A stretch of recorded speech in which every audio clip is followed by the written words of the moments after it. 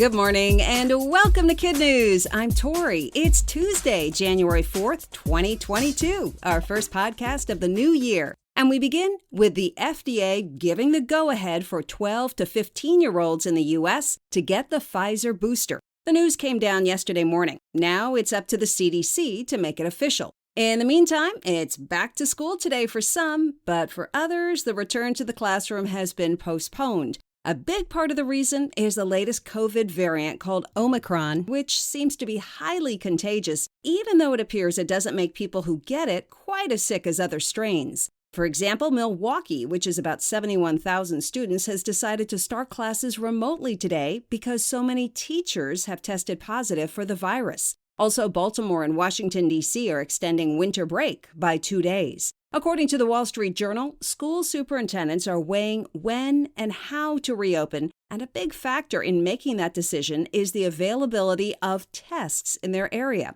But many agree that students learn best with teachers in the classroom, so the priority is to resume in-person learning as safely as possible. A couple good deeds to highlight in the new year. Over a dozen people in Washington state spent their Christmas Eve helping a group of elk escape from a frozen river. 12 of the animals had plunged through the ice in Barstow, and the volunteers used kayaks plus a 4x4 truck and plenty of rope to help bring the animals safely to the shore. Meanwhile, in Eden Prairie, Minnesota, 15-year-old Sydney Rayleigh was working her regular lunch shift at a McDonald's when she noticed a customer choking on a chicken nugget in her car. Sydney jumped through the drive-thru window and started doing the Heimlich maneuver, a life-saving move she learned during a Red Cross babysitter class. 2 police officers who'd been called to the scene gave the teen $100 from a fund they use for people who do good work in the community.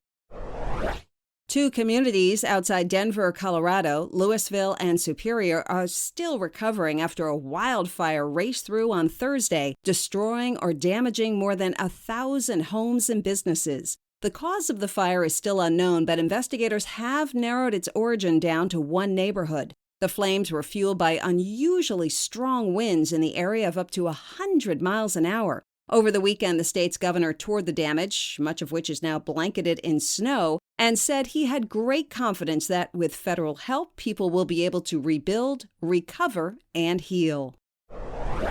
Meanwhile, winter hit with a vengeance in much of the U.S. in the last couple of days. Frigid storms rolled through about 18 states in the Midwest on Sunday, dumping plenty of snow and ice. It then moved east, blasting states that had been enjoying unseasonably warm temperatures with their first major snow of the season. The weather, along with the surge in COVID cases, caused a lot of headaches for people trying to get to and from Grandma's house for the holidays. 3,000 flights were canceled again yesterday. Luckily for the president, Air Force One doesn't have those problems, but it did get delayed on arrival. Several inches of snow at Joint Base Andrews in Maryland forced the commander-in-chief to cool his heels on the tarmac for 36 minutes, while plows pushed enough snow aside to get a movable staircase in place.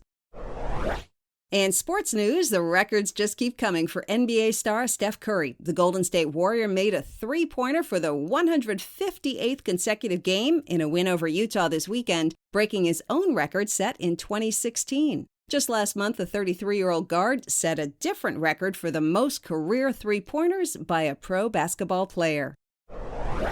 And the college football national championship is set. Number 1 Alabama beat Cincinnati, and number 3 Georgia topped Michigan last weekend. So the 2 rivals, the Alabama Crimson Tide and Georgia Bulldogs, will face off once again to see who gets the crown. The game will be held next Monday night in Indianapolis. That's it for KidNuz. Now, the KidNuz quiz, generously sponsored today on behalf of Luca and Gemma Jamron of Northport, New York. Now, our questions. The FDA just okayed what age group for the Pfizer booster?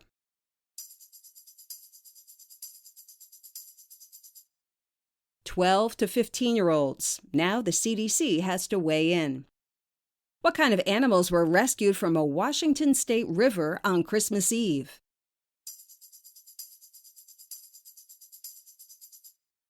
Elk. Where did a 15-year-old learn how to do the Heimlich maneuver to help a choking woman?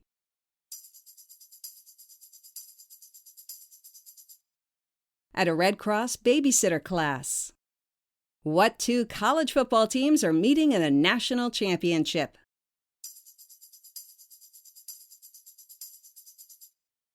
Alabama and Georgia.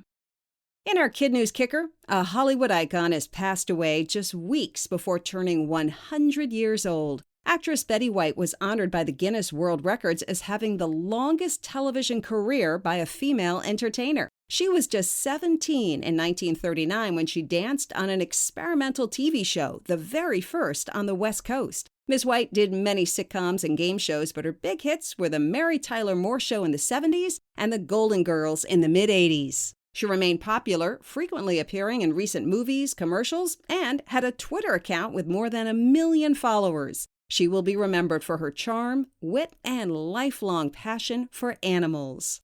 Before we go, we want to give our first Kid News shout-outs of the year to some of our terrific teachers and their students. Mr. Palmer and the ILP Thunderbirds at Integrated Learning Program in Omaha, Nebraska.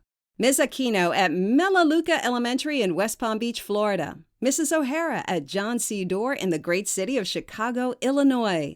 Mrs. Anderson and her fire-breathing students at 135th Street Elementary in Gardena, California. And Mrs. Che and her awesome class at Zebulon B. Vance in Charlotte, North Carolina. Thanks for listening, and a special appreciation to the grandpa of Luca and Gemma Jamron of Northport, New York for sponsoring today's quiz. We hope to see everyone back here for more Kid News tomorrow morning.